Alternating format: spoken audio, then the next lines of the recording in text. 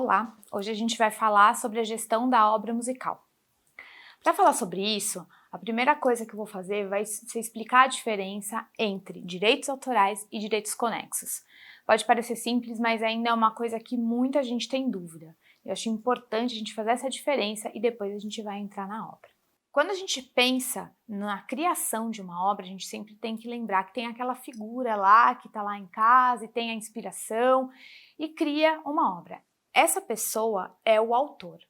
O autor é a figura central da proteção do direito autoral. É por causa dele que foi criado, inclusive, o próprio sistema do direito autoral. Essa obra, que é a criação do espírito dele, que vem do fazer artístico dele, é um objeto de proteção. Só que quando a gente pensa no sistema brasileiro, que é inspirado no sistema francês, a gente vai sempre pensar na figura do autor. O autor é que é o sujeito do direito. É o autor que vai ter toda a proteção do direito autoral. Junto dele, existem outras figuras que também têm proteção. Dentre elas, o intérprete. O intérprete ele vai ser titular do direito conexo. É o direito conexo ao de autor. Está vinculado sempre à criação da obra. Vamos pensar aqui na diferença. Então, o autor cria uma obra.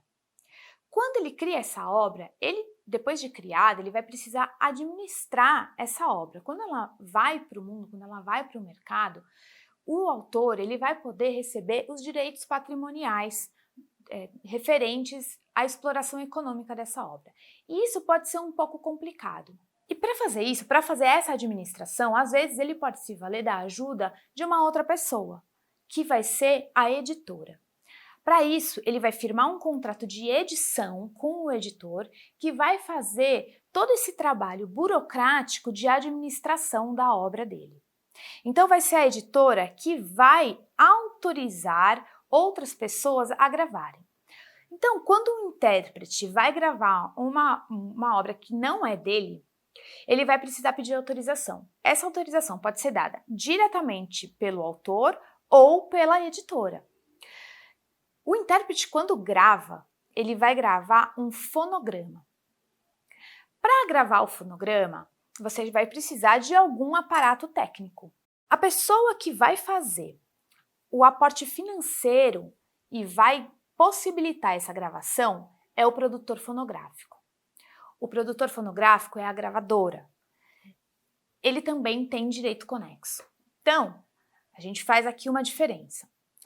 O autor e o editor têm direito autoral.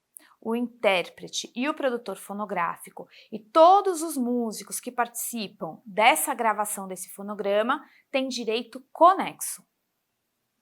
O autor, o intérprete e o produtor fonográfico, eles têm direito autoral e conexo por força da lei, pelo fato deles terem criado, possibilitado a criação, a fixação material, eles têm esse direito pelo fato de terem participado.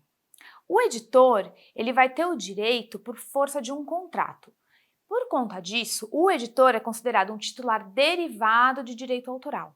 Autor, intérprete e produtor fonográfico são titulares originários. Isso tem alguma diferença em algumas situações específicas que a gente não vai tratar hoje. Agora, voltando aqui para a figura do autor. Como é que o autor vai fazer a gestão desse patrimônio dele, que é a obra dele, toda a obra dele? Ele pode fazer isso sozinho, ou ele pode fazer com o auxílio de um editor, como a gente já viu, mediante um contrato. Se ele não fizer esse contrato, vai ficar um pouco mais complicado, mas não tem problema nenhum, ele vai ter a mesma proteção. Essa gestão, ela pode ser feita de duas maneiras. Ela pode ser individual ou coletiva. Quando a gente fala no contrato que é feito com a editora, a gente continua falando de gestão individual. A gente não está falando de gestão coletiva. Por quê? Porque o editor ele vai estar fazendo essas autorizações todas, toda essa administração em nome do autor, por um mandato que vai ser fornecido para ele, por força daquele contrato. E ele vai negociar individualmente. Gestão coletiva é diferente. Gestão coletiva é uma negociação feita em nome de um grupo de pessoas. Vamos falar aqui de gestão coletiva. A OMP, que é a Organização Mundial da Propriedade Intelectual, ela classifica em 3 tipos de gestão coletiva, tá? A primeira são as sociedades de gestão coletiva. A segunda é classificada como One Stop Shop.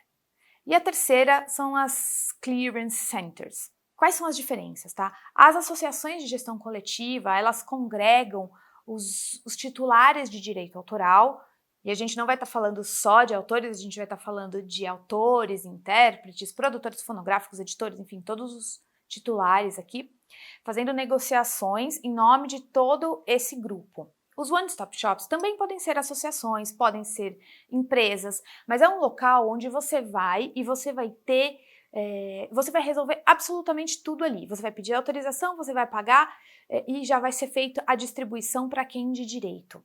Os Right Clearance Centers são figuras em que vão ser feitos apenas os licenciamentos.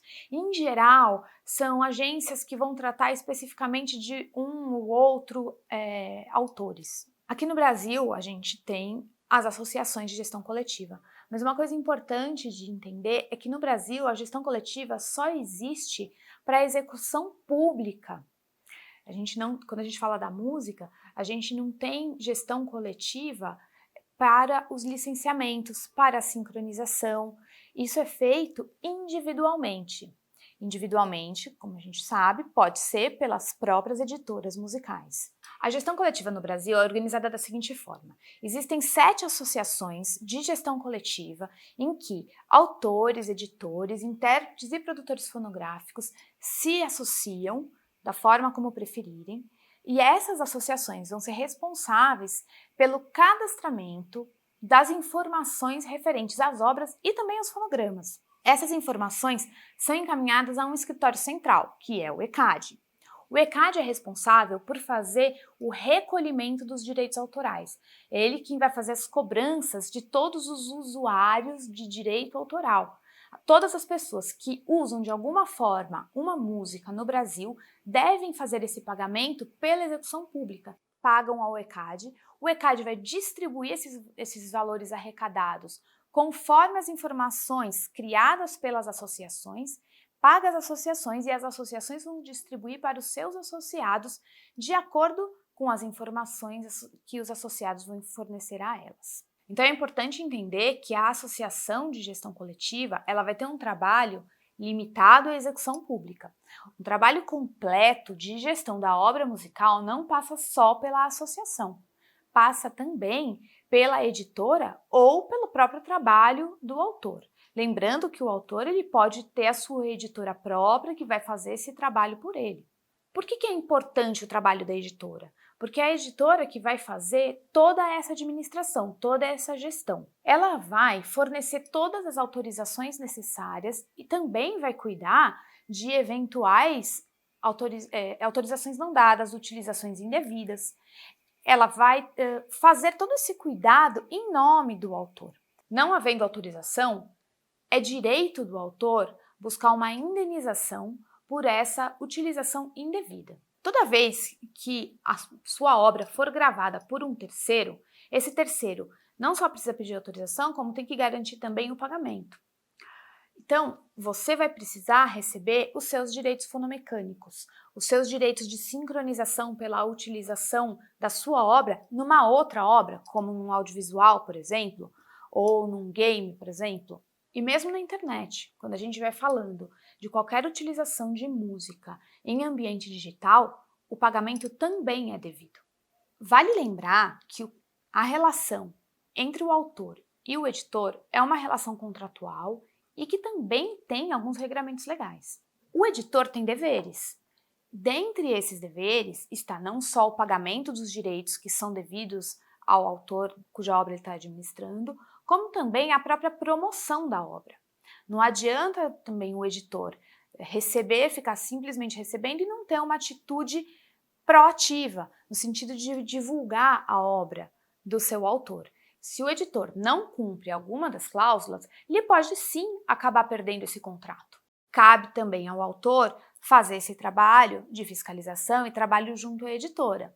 Mas é importante a gente lembrar que uma postura passiva diante de um mercado tão aquecido pode acabar levando à rescisão de contrato. Bom, esse é um assunto que rende, que daria pra gente ficar falando por muito mais tempo. Hoje foi só uma grande pincelada no assunto. Se vocês tiverem mais alguma dúvida ou quiserem fazer algum comentário, pode mandar pra gente que a gente responde.